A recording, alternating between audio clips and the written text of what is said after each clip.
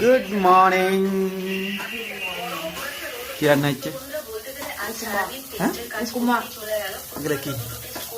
গাজর আলু।